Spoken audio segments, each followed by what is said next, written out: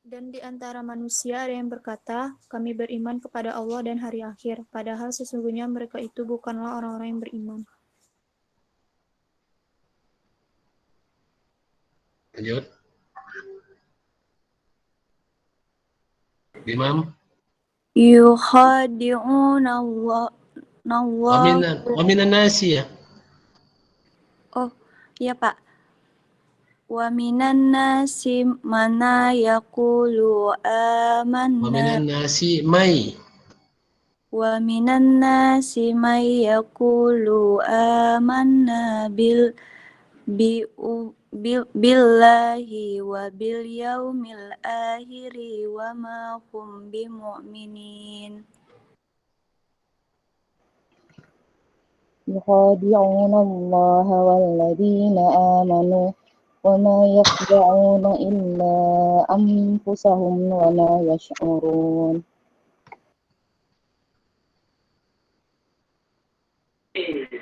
في قلوبهم مرض فزادهم الله مرضا ولهم عذاب أليم بما كانوا يكذبون.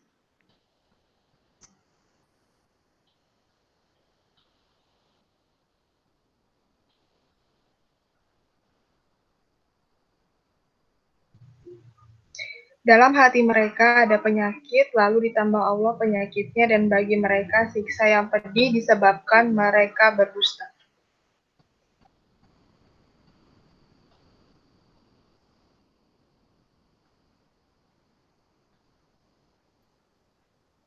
Wa idza qila lahum la tufsidu fil ardi qalu innama nahnu muslihun.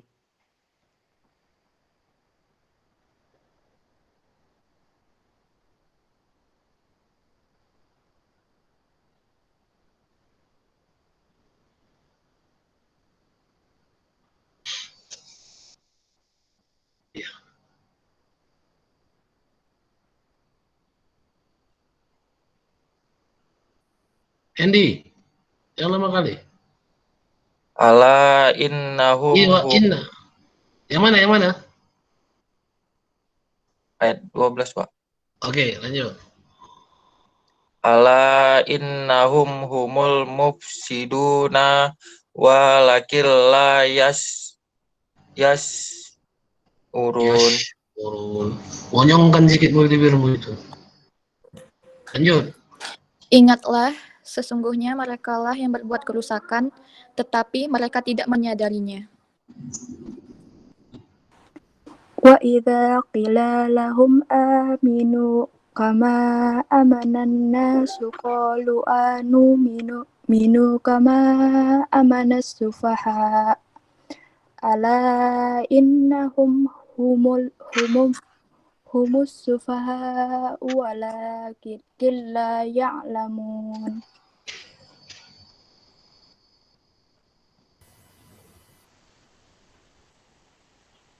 Wa idza laqul ladzina amanu qalu amanna wa idza khalu ila syayatinihim qalu innama nahnu mustahzi'un. Allahu yastahzi'u bihim wa yamudduhum fi tughyanihim ya'mahun. Ulaikal ladzina tarawud dolalatam biul huda bil huda fama rabihat tijaratuhum wa ma kanu muhtadin. Masaluhum kamasalil ladzi istawqada nara falamma adaa'at ma hawlahu zahaballahu binurihim wa tarakahum fi dhulumatin la yubsirun.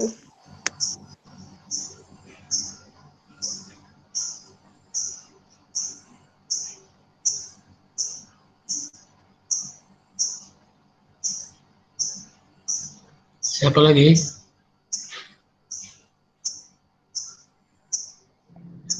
Summum bukmun umyum fahum la yarji'un. Mereka tuli, bisu, dan buta sehingga mereka tidak dapat kembali.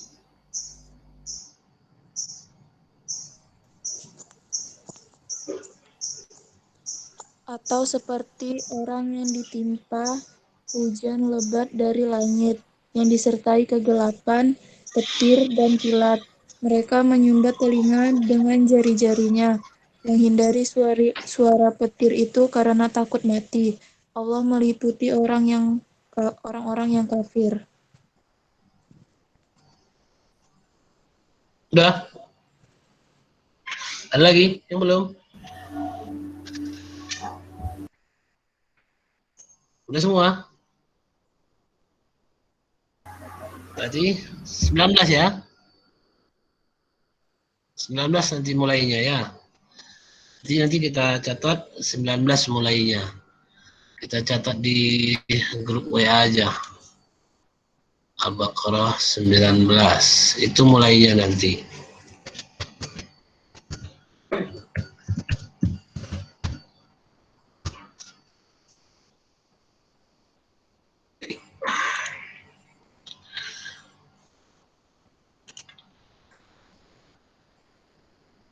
Oke, mudah-mudahan kembali ya kita bisa mendapat keberkahan dari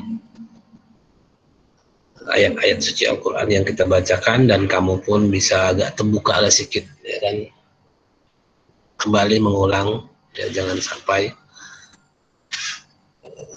hanya sebatas pajangan saja Al-Qurannya. Oke, terkait dengan kemarin itu hari Kamis ya. Hari Kamis itu kenapa saya tidak bisa juga masuk?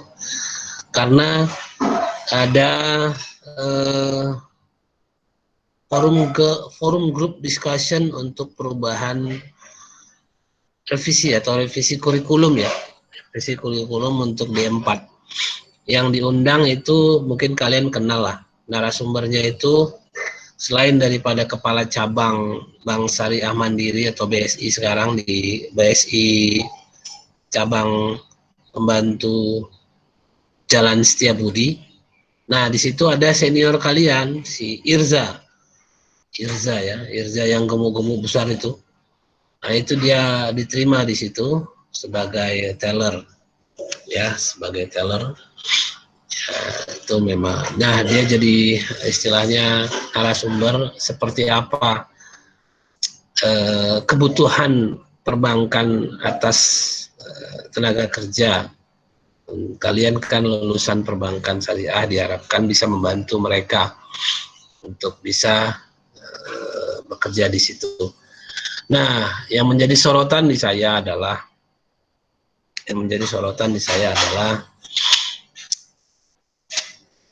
orang-orang konven tetap saja konven. Ya. Jadi pelaku bisnis syariah sekarang itu memang seperti saya juga ya. Basic kami ini memang konven. Ya, konven sekali, materialistis gitu bahasanya. Kan gitu ya. Orang konven itu kan cenderung ciri khas yang paling utama orang konven adalah materialistis. Semua dinilai dari materinya, tampilan, ya, dari materi, harta, dan dalam bentuk fisik tampilan. Makanya ketika ditanyalah sama kepala cabang pembantu itu, kira-kira apalah syarat utama untuk bisa bekerja di bank syariah? Apa yang pertama kali yang dia sebutkan? Yang dia sebutkan adalah penampilan. Nah, di situ kelihatannya sebenarnya sudut pandangnya itu sudut pandang. Sedangkan kalaulah dia sebutkan orang-orang yang beriman dan dekat kepada agama ini, agama Allah ini, logikanya menurut kamu, ini logika ya, bukan faktanya.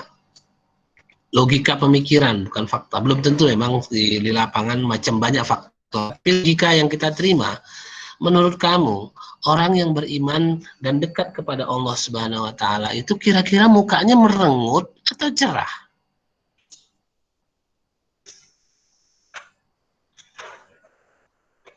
Kira-kira orang-orang yang beriman dan beramal soleh itu, yang dekat kepada agama ini, kira-kira orangnya nggak enak ditengok atau yang enak ditengok?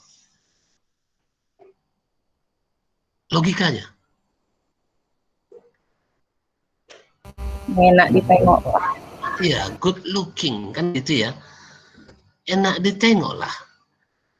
Namanya aja dia mendekati cahaya. Nurun ala nuri. Cahaya di atas cahaya. Aneh rasanya. Ya kalau ditanya, itu Pak rajin sholat tapi mukanya suntuk. Dia pasti ada faktor lain. Ya, ada faktor lain. Ya, kita kan cerita logika nih. Logika konsep, prinsip kan gitu ya. Bahwa yang dekat dengan agama, yang dekat dengan Allah, yang dekat dengan pencipta, yang dekat dengan agama ini, itu mukanya harusnya fresh. Gitu loh. Nggak ada yang ditakuti. Apa yang ditakuti? Ya kan rezekinya pasti di tangan Allah. Allah yang ngatur. Jodohnya pasti ada. Tinggal jalani aja. Nggak usah ada yang takut. Jadi ciri-ciri, salah satu ciri orang beriman itu adalah tidak ada ketakutan, tidak ada kekhawatiran. Dan dia tercermin dalam yang namanya, kalau mungkin bahasa kerennya, inner beauty gitu ya. Tapi perbankan syariah itu meletakkan prioritasnya itu di penampilannya, bukan di kenapa dia jadi penampilannya baik.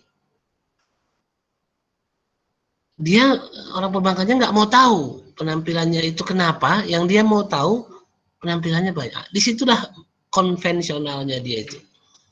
Pemikiran konvensional masih masuk ke pelaku ekonomi syariah. Nah, kamu di sini diusahakan, walaupun mungkin tidak sempurna, segeralah melepaskan diri dari pemikiran konven. Ya, kalaupun yang terbaca sama kamu dan dosen-dosen di sini pun tidak semua yang murni syariah. Kamu bisa pahami itu. Mana yang dilihat dari omongannya lah. Istilahnya omongannya. Ya jadi kalau udah cerita ngomongnya cerita, wah biar kau jadi kaya nanti ya. Cerita kaya dia.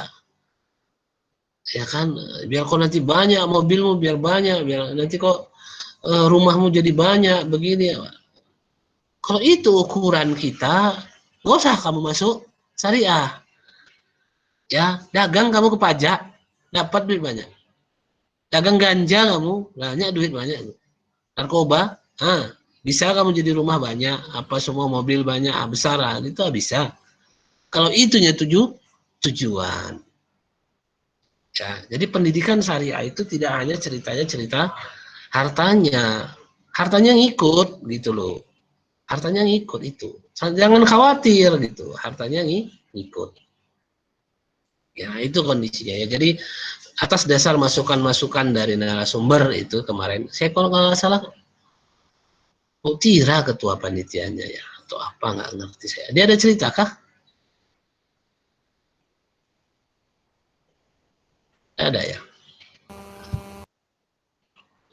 Dia istilahnya aktif di situ untuk perbaikan ini, tapi ya saya nggak tahu. Ya seharusnya semakin ada informasi itu harusnya semakin disampaikan ke kalian bahwa inilah data empirisnya, data realitanya, kondisinya seperti itu. Kalaupun nanti, jadi Pak nggak boleh saya cantik-cantik, bersih-bersih. Itu muncul sendiri ya, gini. Ketika kamu itu beriman kepada Allah Subhanahu wa taala bahwa Allah itu ada, bahwa Allah itu memang menciptakan kita, kan gitu kan, satu, dan tujuan hidup itu jelas beribadah kepada Allah, kan gitu ya. Nah, apakah kebersihan badan itu bukan bagian dari ibadah?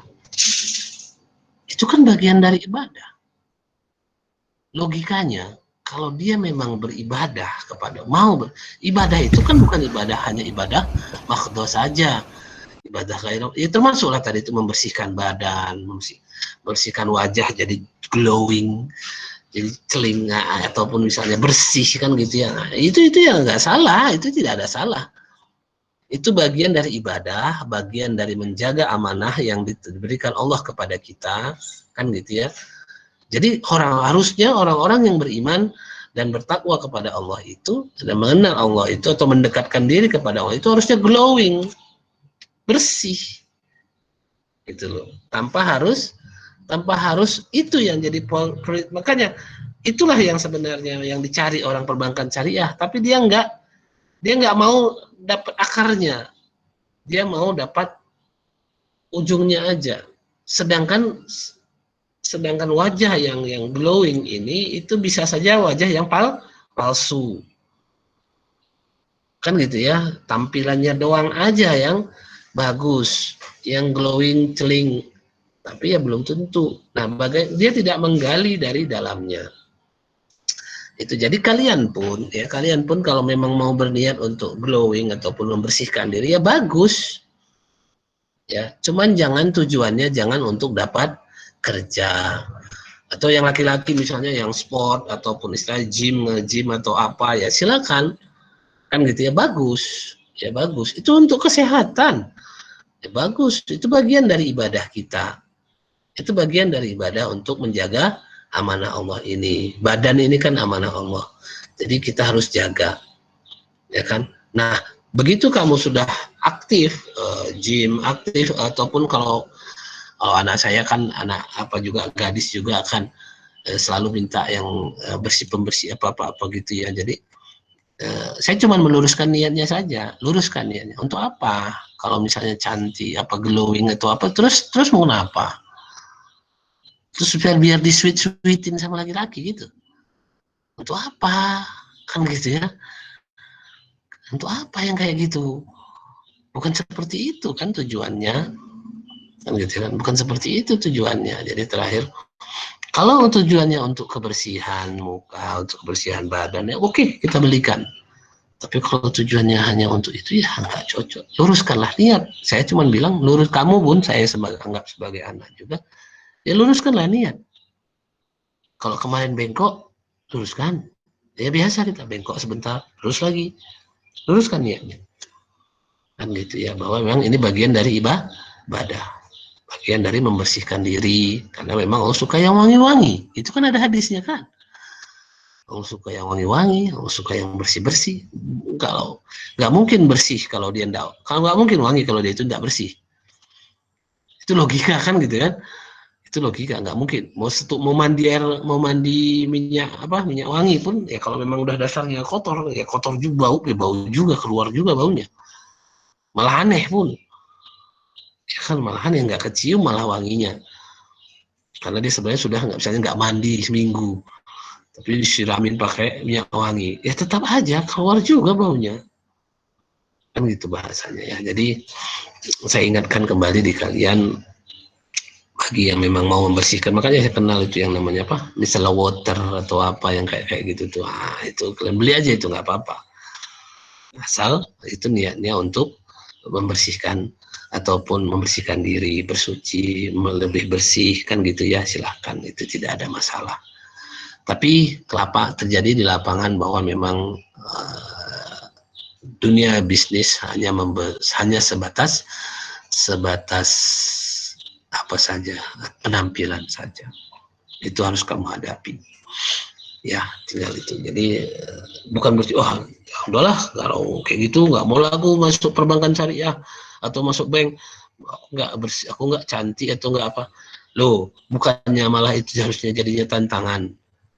Bukankah seperti di awal kita cerita tadi, orang yang beriman yang mendekatkan diri kepada Allah, logikanya itu adalah orang yang celing mukanya, glowing, ya kan? Bukankah itu? Dan orang yang kekar badannya kalau yang laki-laki kan gitu kan, bukankah orang badan seperti itu? Termasuk si Irza kemarin itu.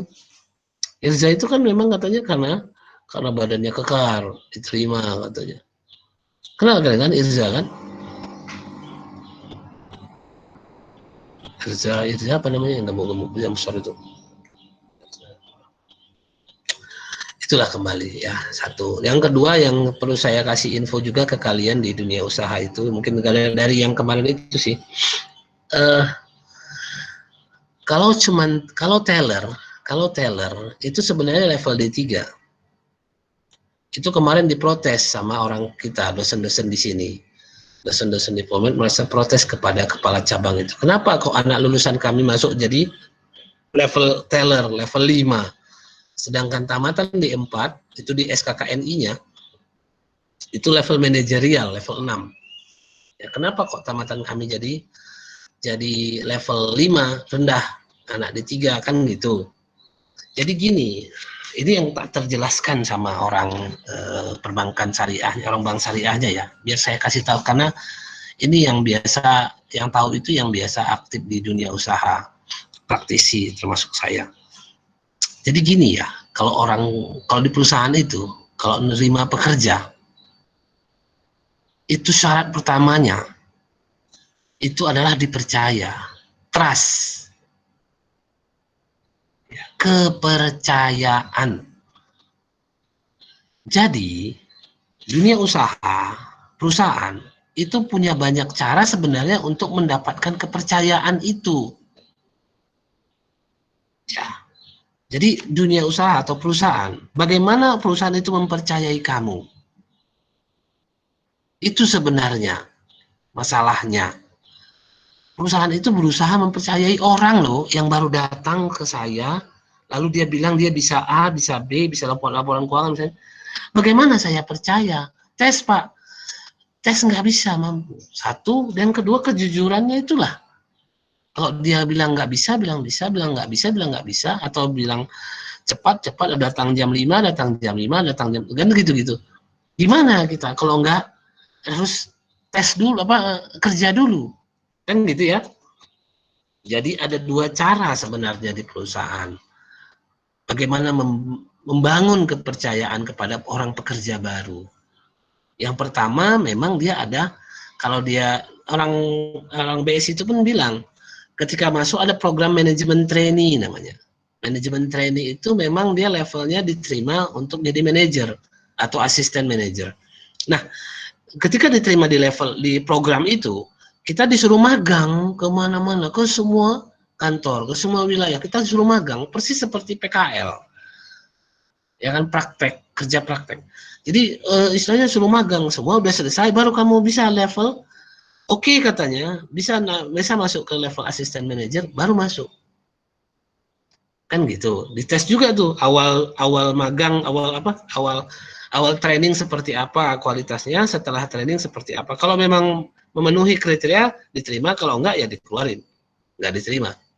Jadi masalah ketika training itu ada kemungkinan kita enggak diterima. Itu langkah pertama yang biasa dilakukan oleh perusahaan untuk membangun kepercayaan.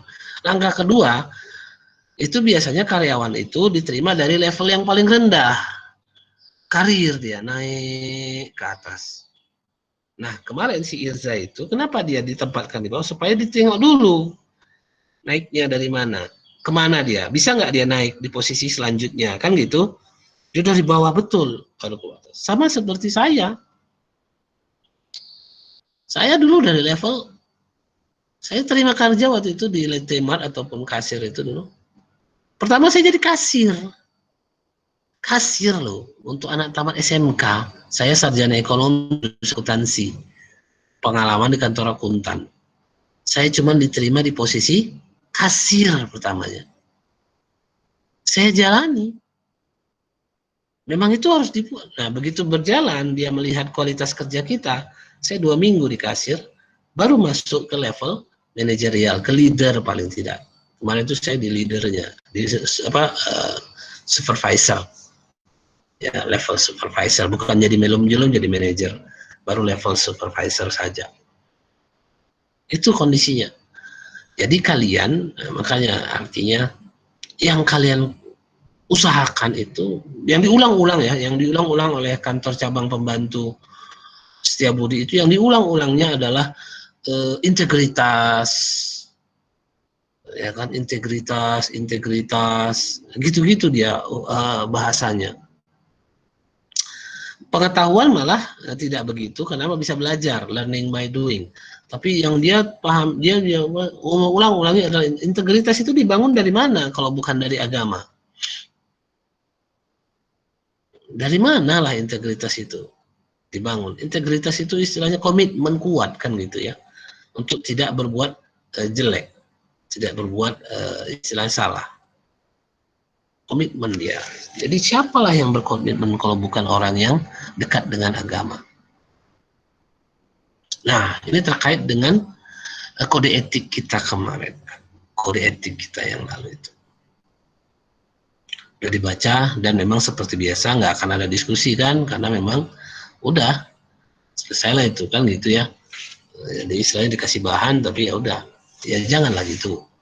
Kalau memang ada yang kurang jelas, selama jam kerja, tuliskan aja pertanyaan, ataupun pendapat, ataupun apa pemikiran yang kamu kira benar, atau kamu kira perlu didiskusikan, atau apapun itu pertanyaan terkait dengan materi kita, tuliskan saja di Facebook, di WA, ya kan, supaya ketika itu bisa kita bahas kembali, kan gitu. Nah, terkait dengan kode etiknya itu juga tadi. Ya, jadi bagaimana mungkin seseorang itu dibangun integritasnya ketika tidak ada konsekuensi, reward and punishment. Jadi gini ya, kalau orang yang paham agama, tentu dia akan menjaga kepercayaan. Kenapa? Tidak berbohong. Karena nanti dia tahu ada konsekuensi, ada balasannya. Di situ yang kan kemarin saya bilang sama kalian, orang-orang barat itu, orang-orang materialistis itu, tidak tahu untuk apa dia jujur, tidak tahu untuk apa dia berbuat baik. Dan tidak ada masalah, kenapa rupanya kalau dia berbuat jahat. Ketika sekarang orang selalu membentuk opini bahwa orang jahat itu bisa sebenarnya baik, ya kan? Kalau kamu nonton Joker, bisa orang membentuk orang yang jahat itu, jadi melegalkan kejahatan, memandang baik suatu yang jahat. Dari mana kacamatanya? Kalau cuma dari kacamata manusia ya kelihatan begitu. Kita nggak bisa nengok dari sisi itu. Kita butuh memang acuan pencipta kita. Acuannya dari pencipta kita. Ya. Jadi artinya apa? Kita tetap harus ada relnya gitu. Yang salah tetap salah, yang benar tetap benar. Ada konsekuensi gitu loh bahasanya ya. Kamu tidak belajar sekarang, konsekuensinya pas ujian tidak bisa jauh. Itu kan konsekuensi logis gitu. Kamu buat dosa sekarang, ya siap-siap saja. Tahan nggak? Coba dikorek dulu, korek api, dibakar dulu, pijakan dulu, atau kenakan ke tangan. Kira-kira tahan. Itulah yang dilakukan oleh Muhammad Ali, petinju itu. Kamu tahu petinju legendaris itu, orang Amerika, yang Islam itu. Ketika dia mau berbuat dosa, dia ngantongin mancis setiap hari. Dia bukan ngerokok, dia tidak ngerokok. Dia ngantong. Ketika dia ada mau berbuat dosa, diambilnya kancis, dibakar ya tangannya. Kalau terasa tidak sakit, baru dia dibakarnya dulu tangannya gitu loh. Untuk menandakan bahwa kalau dia mau berbohong, dia mau berbuat dosa, dia mau buat maksiat atau apa, ambilnya korek di kantongnya lalu dibakar di tangannya. Kalau masih terangkat begini ataupun menjauh, ya janganlah. Kan gitu kan, masih korek apinya, masih mancisnya. Kenapa? Karena dia mengimani yang namanya hari akhir. Kalaupun sekarang kamu merasa tidak adil atau tidak merasa keadilan, kan gitu ya, santai aja, kan gitu ya. Artinya toh nanti ada konsekuensinya. Artinya gini, kamu berbuat yang terbaik aja menurut kamu. Berbuat yang terbaik, yang maksimal yang kamu bisa buat. Masalah hasil itu bukan urusan. kan gitu ya, nanti tinggal Allah saja yang menentukan. Jadi ketika ada godaan-godaan gitu ya, makanya kenapa di sini lebih saya tekankan dia jadi materi untuk sebagai auditor, karena godaannya luar biasa ya, godaannya luar biasa sebagai auditor ini, ya kan, artinya ketika ya sudahlah, ya oke lah, ya kan, atau istilahnya memang itu tadi dengan imbal tertentu seperti model si Sukri itu.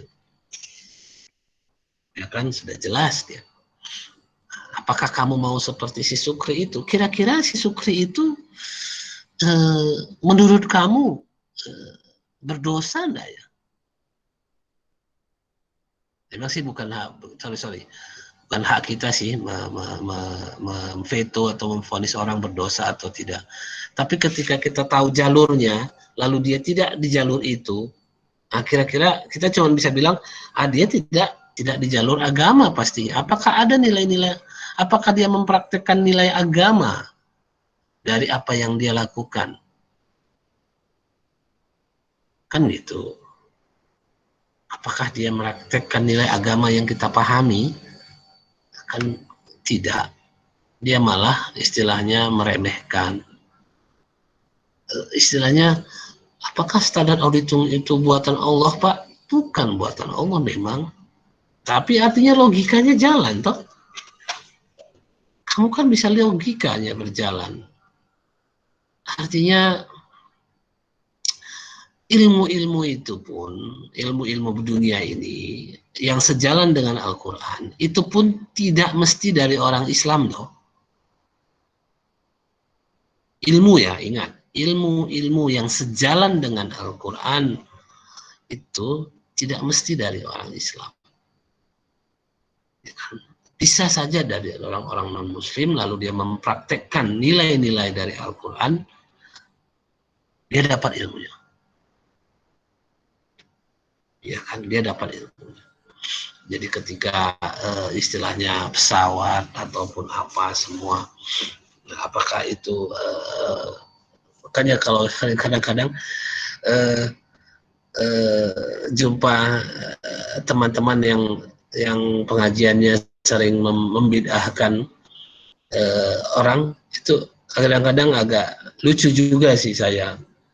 Kenapa? Karena memang dia menggunakan alat-alat yang sebenarnya bukan ciptaan ataupun bukan pembuatannya bukan dari orang Islam dan tidak ada di zaman Rasulullah. Tapi di satu sisi dia bersikeras untuk mempraktekkan apa yang ada. Ya memang iya, kalau ditanya orang Islam apakah mau mempraktekkan apa yang dilakukan, ya memang kepingin kali pun.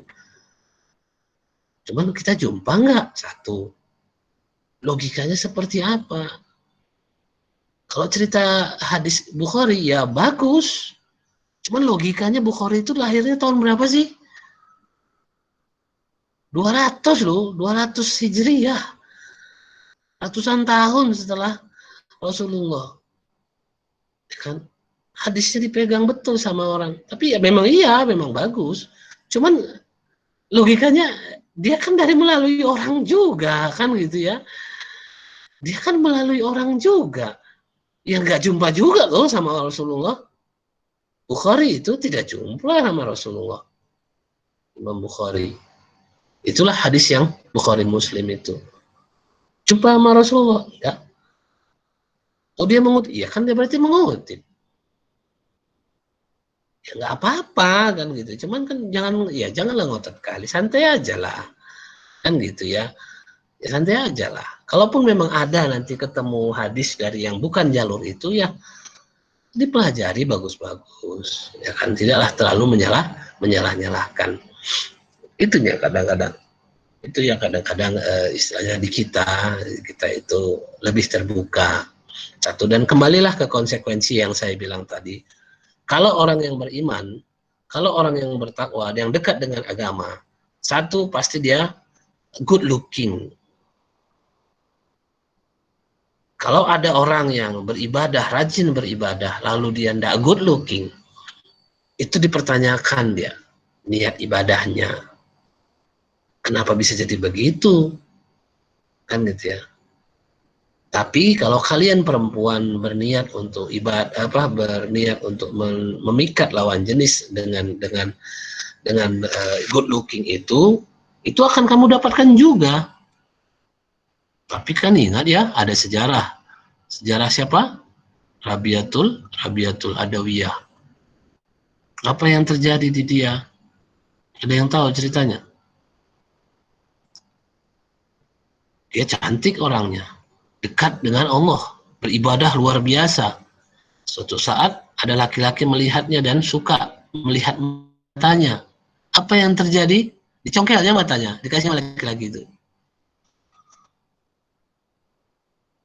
Dicongkelnya matanya, dikasihnya sama laki-laki itu mata. Kalau mata ininya membuat saya menjadi punca dosa Anda, nah, kasihnya matanya, congkelnya matanya.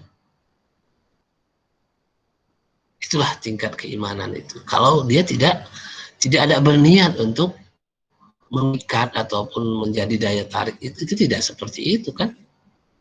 Itu kondisinya ya. Jadi kembali ke yang perempuan, saya ingatkan untuk kamu harusnya glowing kalau kamu memang dekat kepada Allah dan taat beribadah. Yang laki-laki pun kamu harus sehat, kamu harus kekar. Kenapa? Karena kamu memang beriman, ya kan? Jadi harus seperti itu sebenarnya ya. Nah itulah mungkin sekedar sedikit terkait dengan revisi kurikulum itu. Kalau misalnya mengenai kode etik, saya kira, atau ada yang mau ditanyakan silakan terkait kode etik. Ya.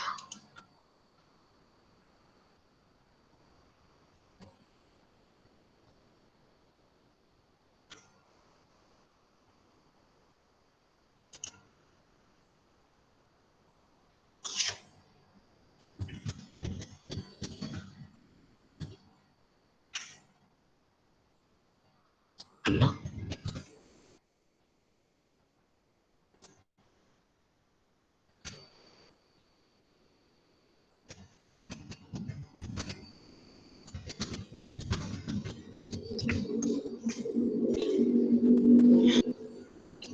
Tidak ada. Mungkin kasus lah yang bakal kita bahas ya. Kasus, contoh, coba saya share kasusnya dulu. Coba kalian jawab. Seperti apa menurut kalian? Terkait dengan kode etik pastinya.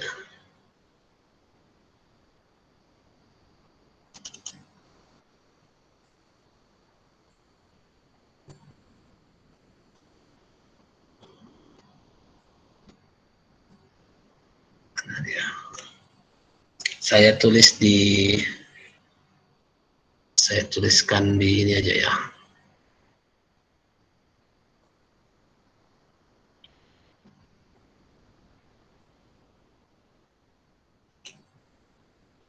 Di WA aja ya, biar kalian bisa tengok.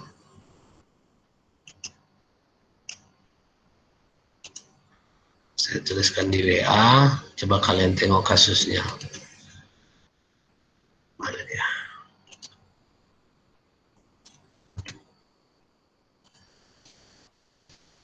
Jadi di sini ada kemungkinan atau apa? Ada pelanggaran kode etik. Coba dibaca. Coba dibaca. Rizka.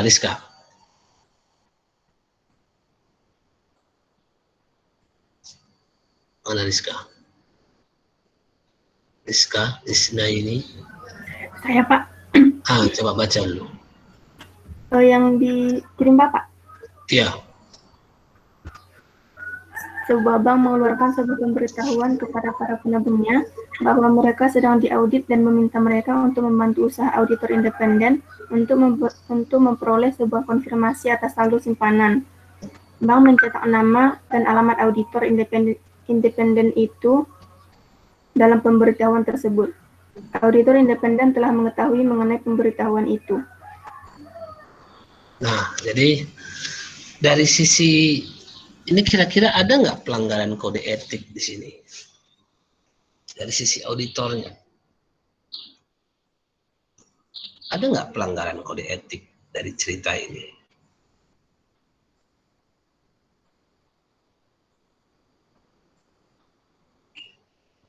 Mana?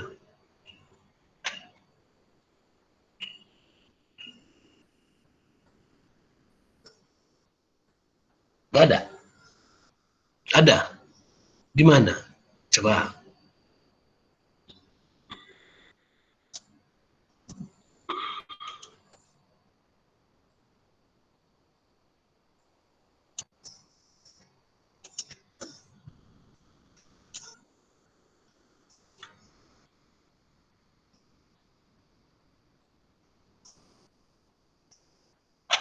Ada?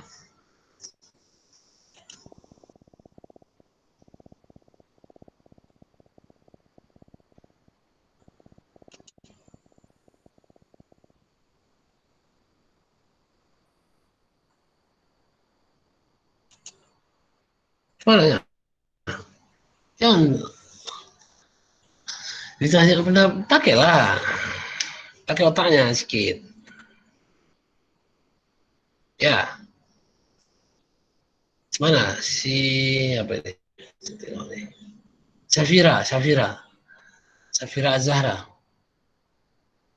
Iya, Pak. Mana menurut pendapat? Ya, mana menurut pendapatmu? Ada pelanggaran kode etik auditor atau tidak?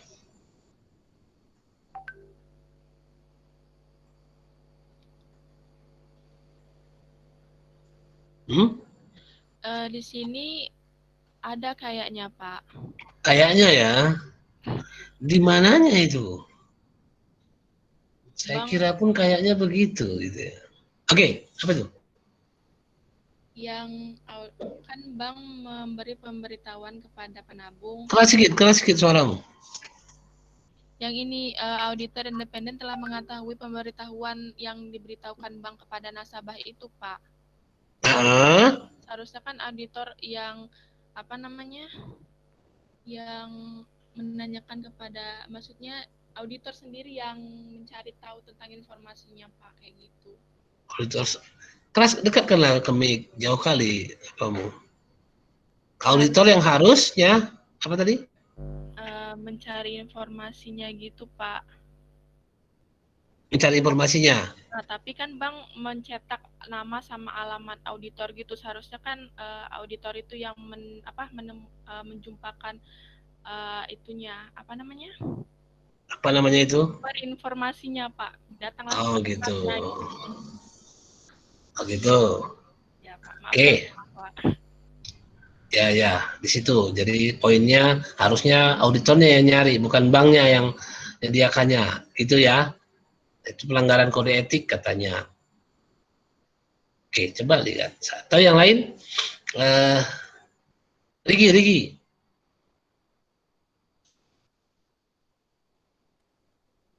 Mana Riginya tadi? Ya, Pak.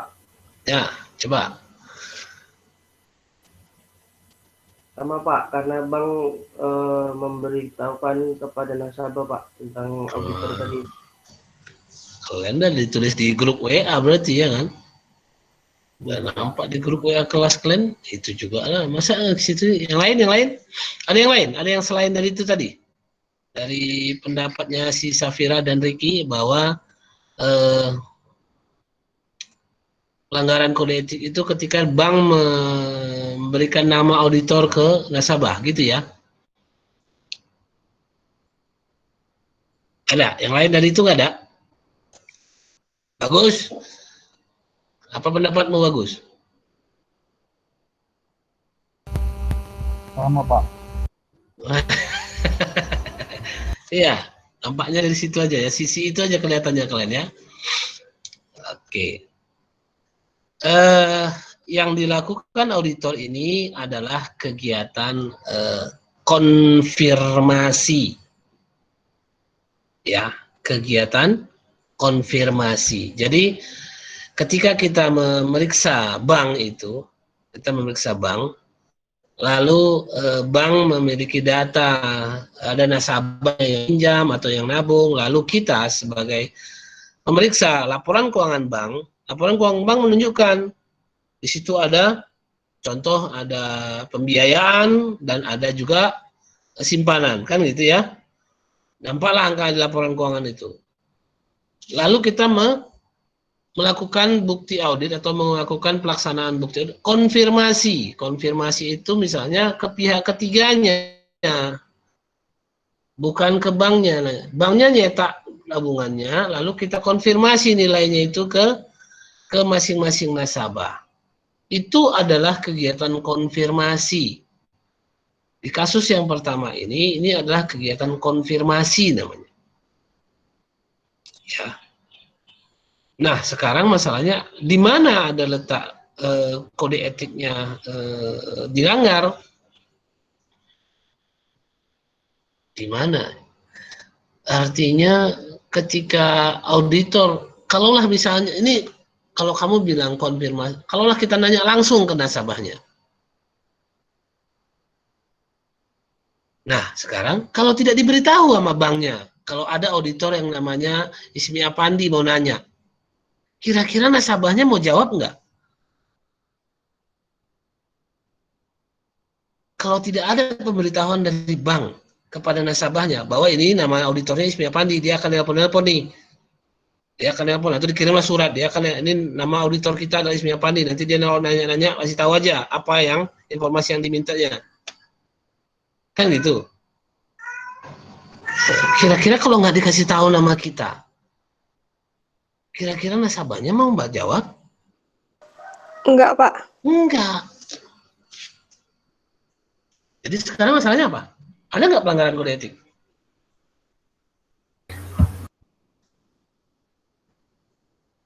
Selain dari yang dibilang kawan kalian tadi. Dengan keterangan yang saya sampaikan.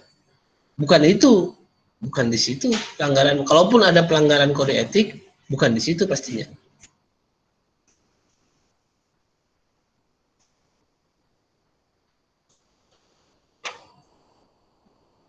Ya kan? Yang lain kira-kira? Ada nggak pelanggaran kode etik di sini? Selain daripada yang menurut kawan kalian itu, bank memberitahu nama auditor ke nasabah, itu pelanggaran kode etik menurut kawan kalian, tapi dari yang saya terangkan itu tidak. Ya, tidak termasuk.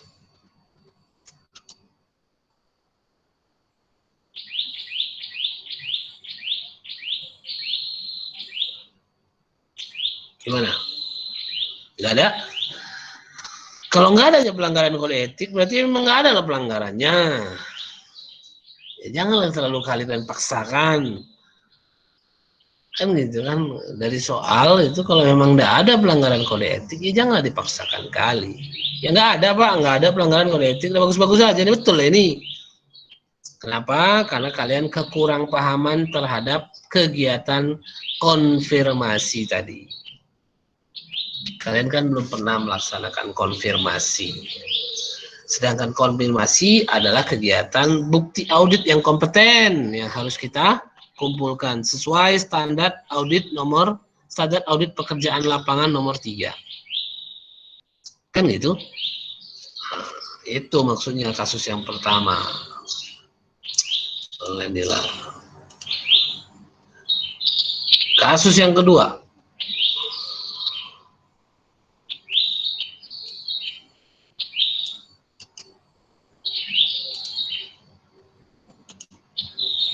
Kita lihat.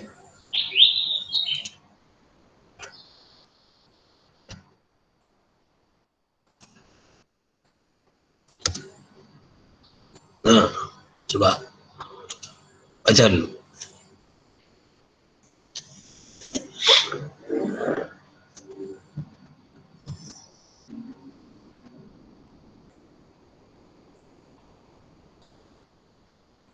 Baca dulu kira-kira. Ajeng, mana Ajeng?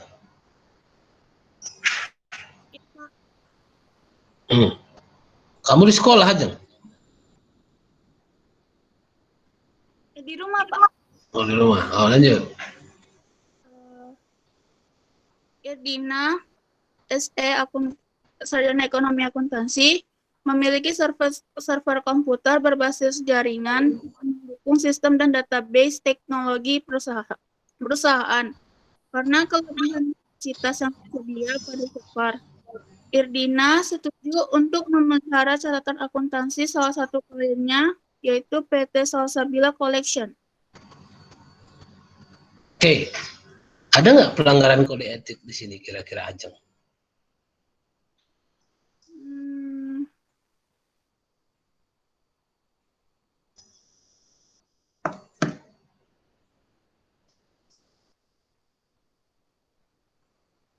Ada. Nggak ada, Pak. Nggak ada ya? Oke, kalau saya bilang ada. Oke. Apa? Siapa lagi? Wahida.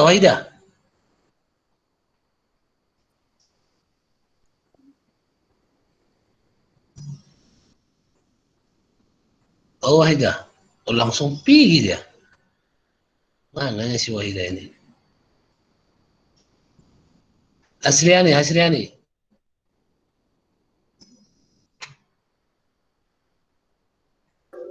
Ya, Pak. Menurut saya tidak ada, Pak. Tidak ada ya? Kalau saya bilang ada? Saya bilang ada. Kamu cari di mana? Kasih tahu nanti kalau sudah nampak. Si Rofi. Saya bilang ada. Di mana, Rofi?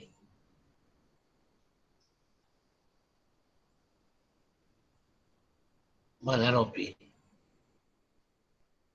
Oh, Rofi. Siapa?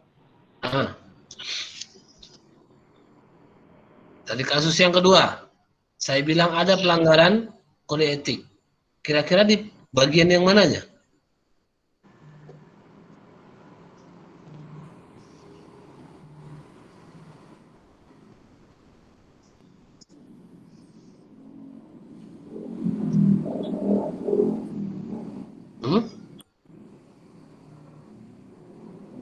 Karena kelebihan kapasitas enggak, Pak?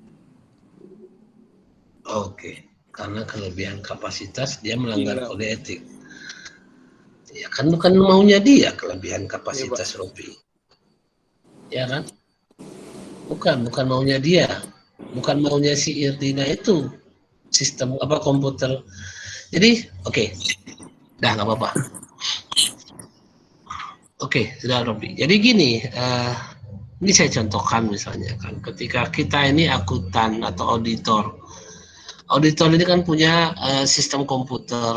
Apakah saya pakai Mayop kan gitu ya. Lalu ketika kapasitas hard disk saya ini banyak, lalu saya bilang sama klien saya yang saya periksa, bagian yang saya periksa, sini laporannya biar saya yang tuliskan, saya buat laporannya. Sini biar saya buat, karena kapasitas laptop saya atau kapasitas komputer saya banyak. Sini biar saya pakai sistem saya aja, pakai komputer saya ataupun pakai jaringan saya aja. Nah, kira-kira seperti itu.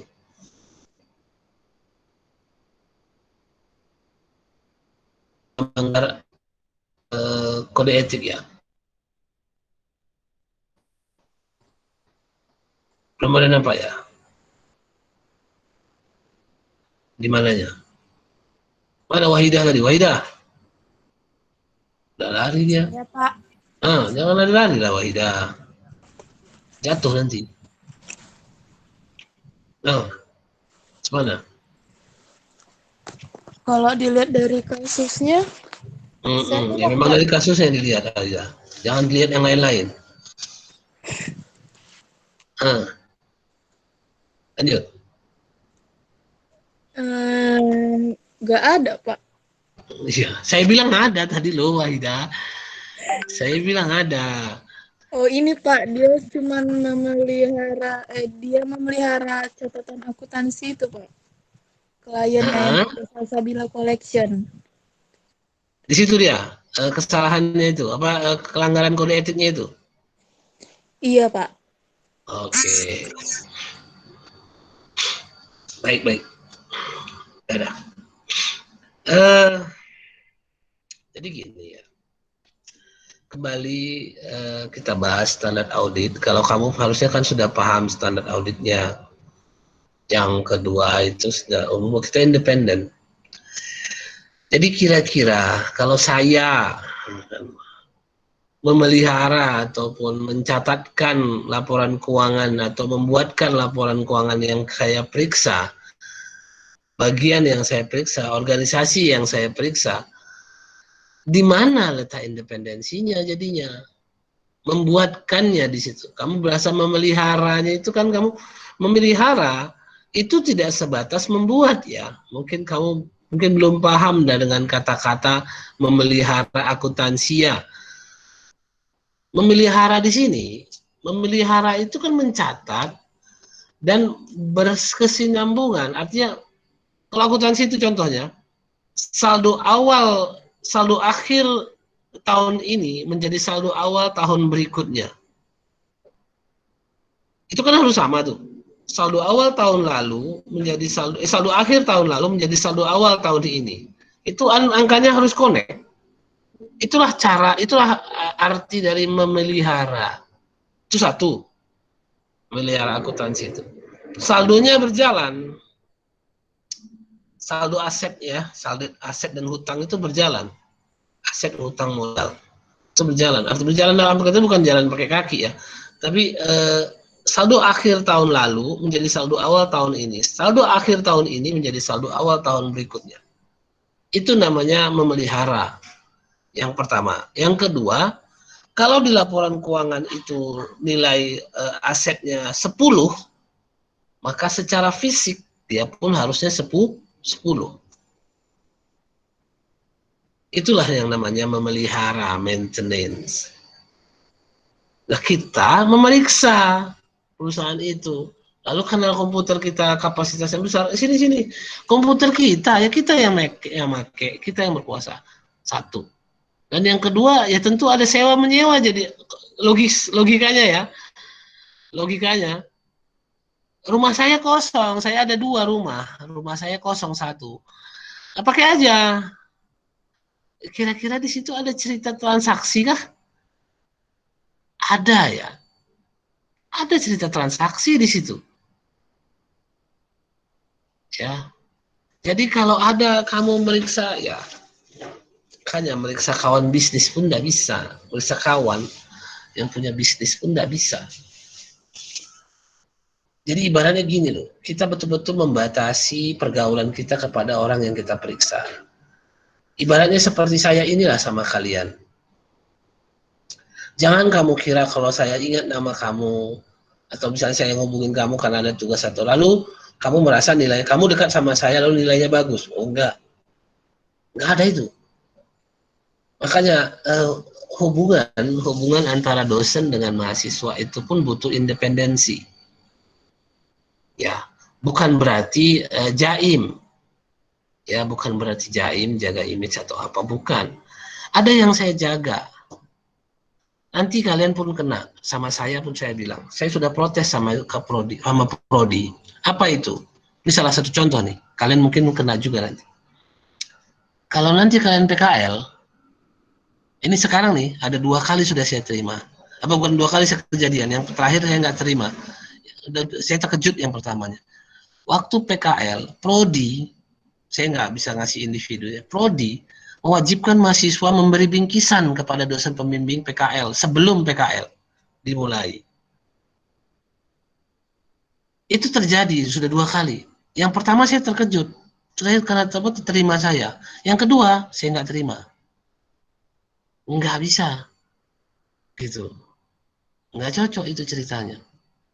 Yang lucunya sebelum penilaian, sebelum terjadi pembimbingan PKL, mereka sudah ngasih sesuatu. Di mana independensinya jadinya? Sekarang ini memang ada beberapa mahasiswa yang datang. Dulu mahasiswa nggak boleh datang ke rumah saya. Tapi karena kondisi COVID, saya ya suruh datang ke rumah ya. Saya bimbingan di rumah. Orang itu bimbingan Di rumah, bukan karena apa? Karena memang kondisi ini memang kan 2020 ini, tapi sebelumnya itu tidak ada yang datang mahasiswa ke rumah saya. Untuk apa kamu ke rumah saya? Bukan berarti kita tidak mau berteman. Cuman untuk masa pendidikan seperti ini komunikasinya. Nanti kalau kamu semua tamat, kamu mau ketemu saya, duduk-duduk, ngopi-ngopi, mah boleh saja. Ya, boleh saja. Itu tidak ada masalah. Saya sama alumni, udah ada yang sering akrab, ada. Kan gitu ya. Bukan berarti. Tapi kalau untuk pas masa pendidikan, wah, mohon maaf, independensi harus dijaga. Kan gitu ya, independen. Salah satunya menerima hadiah. Gratifikasi namanya. Itu kan sudah. Jadi gratifikasi itu secara naluri kemanusiaan itu akan menggoyahkan penilaian. Oh, lu segini aja, ya segitu pun tetap aja. Nggak bisa. Apalagi saya tahu, saya pun tidak kuat untuk hal-hal yang seperti itu. Kita paham bahwa diri kita tidak kuat untuk yang godaan. Ya nggak usah, jangan. Kan gitu ya, tidak usah. Oh saya, bapak itu dia kasih apa aja, objektif Pak, ya bapak itu. Ya, kamu bapak itu aja lah. Kan gitu ya, sama saya beda. Kan gitu ya. Jadi mungkin karena nilai-nilai auditor itu pun masuk di saya tetap menjaga independensi. Saya tidak bisa kalau sudah berakrab-akrab di masa pendidikan itu, mohon maaf lah. Memang seperti inilah kondisinya. Ya, memang seperti inilah kondisinya. Ini sudah yang terbaik yang kita rasa, kamu pun baik untuk kamu nantinya. Ya, baik untuk kamu nantinya. Artinya lebih baik lah gitu kan. Karena dosen-dosen politeknik, apalagi dosen negeri, seharusnya emang dulu pun saya sama dosen nggak seperti ya, biasa-biasa kan. Pas terakhir pas sudah mau tamat kan tinggal nyusun, nah barulah bisa akrab-akrab kan gitu kan. Itu pun bukan dosen pembimbing kita kan gitu kondisinya ya. Jadi kembali, independensi itu adalah nilai yang harus dijaga. Itu kasus kedua. Nah, di kasus kedua ini independensinya sebenarnya tergoyang ya, ketika ada keterikatan bisnis atau keterikatan antara yang memeriksa dengan yang diperiksa. Jadi tidak boleh ada keterkaitan transaksi. Oh, dia kan nggak bayar, walaupun nggak bayar sekalipun nggak bisa ada transaksi itu. Ya pasti ada lebih kurang. Kamu tidak akan bisa objektif kepada orang yang memberikan hutang kepada kamu, atau kamu punya hutang kepada orang. Apakah kamu objektif ketika dia misalnya membuat suatu kesalahan? Apakah kamu dia buruk? Ya enggak juga, ataupun nggak bisa. Mau dia berhutang ke saya, tapi berhutang ke dia, ya baik, alhamdulillah dia. Itulah kondisinya ya. Makanya kembali yang saya ingatkan, nilai-nilai kebaikan itu mengaculah kepada nilai agama. Jangan dikira nilai kebaikan itu sebatas diberi ataupun sebatas mendapat sesuatu. Karena memang sesuatu itu mempengaruhi kita. Secara manusiawi itu mempengaruhi kita. Ya, saya kira seperti itu. Dari dua kasus ini ada yang mau ditanyakan? Sebelum kita lanjut lagi ke materi berikutnya nanti.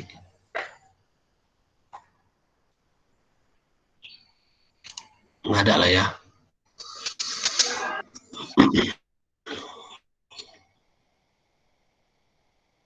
Kenapa Hasriani? Pak, maaf Pak sebelumnya.